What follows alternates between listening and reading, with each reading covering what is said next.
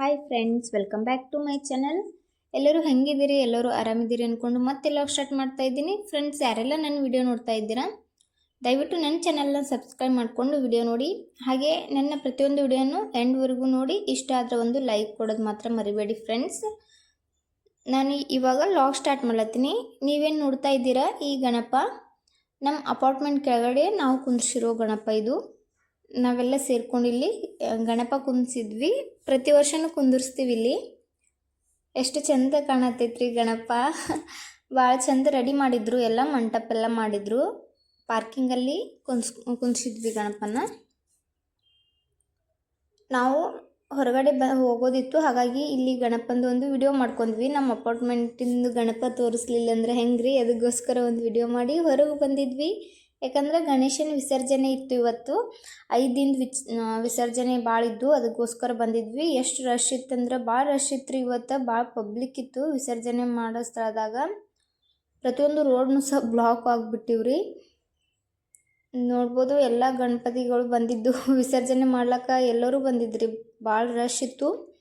ನಮಗೂ ಭಾಳ ಇಷ್ಟ ರೀ ಇಲ್ಲಿ ನೋಡೋಕೆ. ಯಾಕಂದರೆ ಭಾಳ ದೊಡ್ಡ ದೊಡ್ಡ ಗಣಪತಿ ಎಲ್ಲ ಬರ್ತಾವೆ ವಿಸರ್ಜನೆ ಮಾಡುವಾಗ. ಆ ಬುಲ್ಡೋಜರ್ನ ಬಳಸ್ಕೊಂಡು ವಿಸರ್ಜನೆ ಮಾಡ್ಲತ್ತಿದ್ರು. ಇಲ್ಲಿ ಗಂಗಾ ನದಿ ಅದಲ್ಲ, ಹಾಗಾಗಿ ಎಲ್ಲರೂ ಇಲ್ಲೇ ವಿಸರ್ಜನೆ ಮಾಡ್ತಾರೆ. ಸುತ್ತಮುತ್ತ ಇರೋ ಊರ್ದು ಎಲ್ಲ ಗಣಪನೂ ಇಲ್ಲೇ ತಂದು ವಿಸರ್ಜನೆ ಮಾಡ್ತಾರೆ ಆಲ್ಮೋಸ್ಟ್. ನನ್ನ ಮಗಳಿಗೆ ಕರ್ಕೊಂಡು ಹೋಗಿದ್ವಿ. ಅಲ್ಲಿ ಹೋಗೋದಾಗಲಿಲ್ಲ, ದೂರಿಂದನೇ ಅವಳಿಗೂ ಸಹ ತೋರಿಸ್ತಿದ್ವಿ. ಅವಳಿಗೆ ಗಣಪ ಅಂದರೆ ಭಾಳ ಇಷ್ಟ. ಬಪ್ಪ ಬಪ್ಪ ಅಂತ ಹೇಳಿ ಎಲ್ಲ ತಿಳ್ರಿ ಅವಳು ಕೂಡ. ನಾವು ಸಹ ವಿಸರ್ಜನೆ ಎಲ್ಲ ನೋಡ್ಕೊಂಡು ಬಂದ್ವಿ. ಬಂದ ತಕ್ಷಣ ಸ್ವಲ್ಪ ವಿಡಿಯೋ ಮಾಡ್ಲಿಕ್ಕಾಗಲಿಲ್ಲ. ಇದು ನೆಕ್ಸ್ಟ್ ಡೇ ವಿಡಿಯೋ. ಫ್ರೆಂಡ್ಸ್, ನಾನು ಡ್ರೈ ಫ್ರೂಟ್ಸ್ ಪೌಡ್ರ್ ಮಾಡ್ತೀನಿ ಜಾಸ್ತಿ ನನ್ನ ಮಗಳಿಗೆ.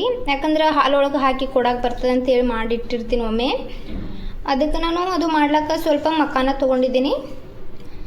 ಹಾಗೆ ಸ್ವಲ್ಪ ಕಾಜು, ಸ್ವಲ್ಪ ಬಾದಾಮಿ ತೊಗೊಂಡಿದ್ದೀನಿ. ಚೆಲ್ಲೆವ ಬಾದಾಮಿ ಇದ್ರಾಗೆ.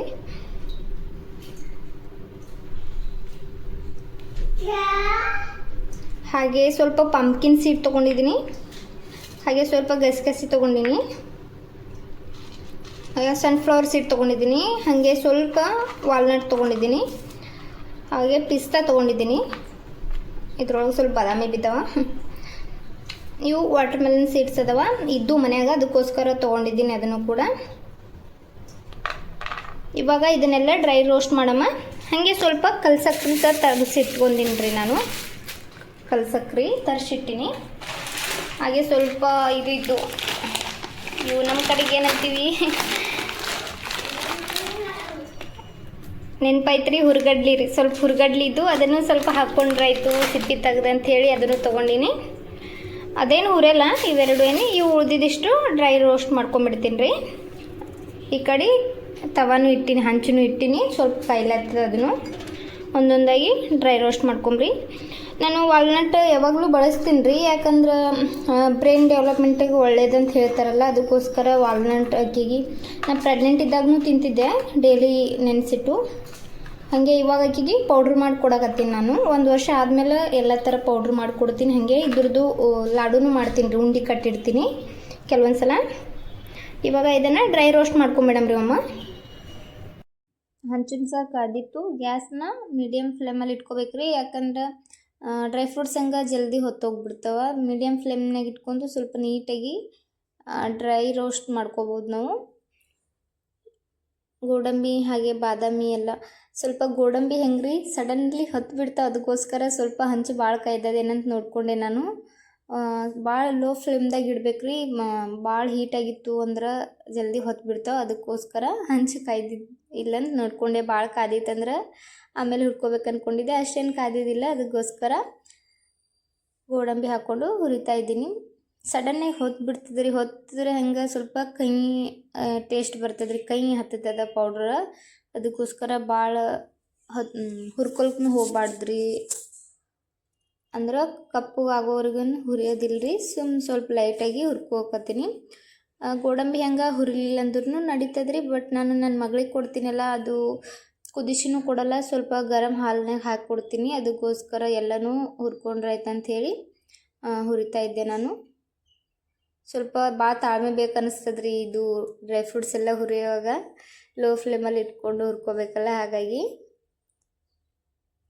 ಈ ಡ್ರೈ ಫ್ರೂಟ್ಸ್ದಿಂದ ಸ್ವಲ್ಪ ಅವ್ರಿಗಿನ ಹೆಲ್ತ್ ಬೆನಿಫಿಟ್ಸ್ ಅದಾವಲ್ರಿ. ಅವರು ವೇಟ್ ಗೇನ್ ಆಗ್ಲಕ್ಕ, ಹಾಗೆ ಮತ್ತು ಬ್ರೈನ್ ಡೆವಲಪ್ಮೆಂಟ್ನೂ ಆಗ್ತದ.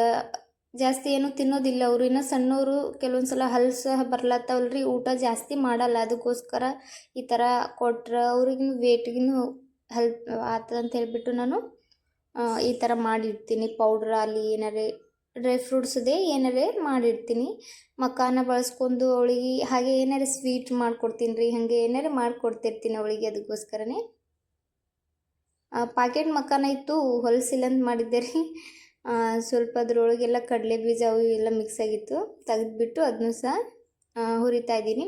ಮಕಾನ ಹೆಂಗೆ ಮಕ್ಕಳಿಗೆ ಹುರಿಲಾರೆ ಕೊಡಬಾರ್ದ್ರಿ, ಅಂದರೆ ರೋಸ್ಟ್ ಮಾಡ್ಲಾರೆ ಅದನ್ನು ಹಸಿದೇ ಕೊಡಬಾರ್ದು ಅಂತ ಹೇಳ್ತಾರೆ. ಅದಕ್ಕೋಸ್ಕರ ನಾನು ಆಕೆಗೆ ಯಾವಾಗಲೂ ಮಕಾನ ಕೊಡುವಾಗ ಡ್ರೈ ರೋಸ್ಟ್ ಮಾಡೇ ಕೊಡ್ತೀನಿ. ಕೆಲವೊಂದು ಸಲ ಇದೇ ಸ್ನ್ಯಾಕ್ಸ್ ಮಾಡಿಕೊಡ್ತೀನಿ ಆಕೆಗೆ. ಅಂದರೆ ಮಕಾನ ಸ್ವಲ್ಪ ಕಟ್ ಮಾಡ್ಕೊತೀನಿ ರೀ, ಒಂದು ಮಕಾನದಾಗ 4 ಈ ಥರ ಕಟ್ ಮಾಡಿ ಅದಕ್ಕೆ ಸ್ವಲ್ಪ ಚುರುಮುರಿ ಥರ ಉಪ್ಪು ಖಾರ ಹಾಕಿ ಸ್ವಲ್ಪ ಸಿಂಪಲ್ ಒಗ್ಗರಣೆ ಹಾಕಿ ಕೊಡ್ತೀನಿ. ಭಾಳ ಇಷ್ಟಪಟ್ಟು ತಿಂತಾಳ್ರಿ ಅದನ್ನು ಕೂಡ. ಮಕಾನ್ ಸಹ ಹುರ್ಕೊಂಡೆ ಸ್ವಲ್ಪ ಕುರುಮ್ ಅನ್ಬೇಕ್ರಿ, ಅದು ಚುರುಮುರಿ ಥರ ಆಗಬೇಕು, ಆ ಥರ ಹುರ್ಕೋಬೇಕು ಸ್ವಲ್ಪ ಹೊತ್ತು. ಇವಾಗ ಉಳಿದಿರೋ ಡ್ರೈ ಫ್ರೂಟ್ಸ್ ಎಲ್ಲ ಹುರ್ಕೊಂಡು ಬಿಡಮ್ರಿ ಒಂದೊಂದಾಗಿ.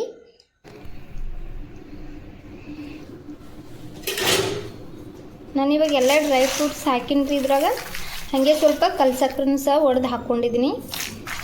ಎಲ್ಲ ಹುರಿದು ಹಾಕಿನಿ. ಇವಾಗ ಇದನ್ನು ಗ್ರೈಂಡ್ ಮಾಡಿಬಿಡ್ತೀನಿ ನೀಟಾಗಿ, ಸಣ್ಣಾಗಿ ಗ್ರೈಂಡ್ ಮಾಡಿ ಸೋಸ್ಲಕ್ಕೆ ಹೋಗಲ್ಲ ನಾನು. ಯಾಕಂದ್ರೆ ಇವಾಗಕಿ ಸ್ವಲ್ಪ ದೊಡ್ಡಕ್ಕೆದಾಳಲ್ರಿ, ಅದಕ್ಕೋಸ್ಕರ ಸೋಸ್ಲಕ್ಕೆ ಹೋಗಲ್ಲ ನಾನು. ಅಷ್ಟೇ ಡ್ರೈ ಮಿಕ್ಸಿ ಎಲ್ಲ ಮಾಡಿ ಒಂದು ಬಾಕ್ಸ್ ಒಳಗೆ ಹಾಕಿ ಇಟ್ಬಿಡ್ತೀನಿ ರೀ ಅಷ್ಟೇ. ಹಂಗೆ ಸ್ವಲ್ಪ ಎಲ್ಲ ಹಾಕ್ಕೊಂಡಿದ್ದೀನಿ, ಇವು ಹುರಿಗಡ್ಲಿ ಅದೆಲ್ಲ ಅದನ್ನು ಸೇರಿಸ್ಕೊಂಡಿದ್ದೀನಿ ರೀ. ಅದೇನು ಹುರ್ಲಕ್ಕೆ ಹೋಗಿಲ್ಲ, ಉಳಿದಿವೆಲ್ಲ ಹುರ್ಕೊಂಡಿನಿ ಅಷ್ಟೇ. ಇವಾಗ ಇದು ಎಲ್ಲ ಗ್ರೈಂಡ್ ಮಾಡ್ಕೊಂಬರ್ತೀನಿ ನೀಟಾಗಿ.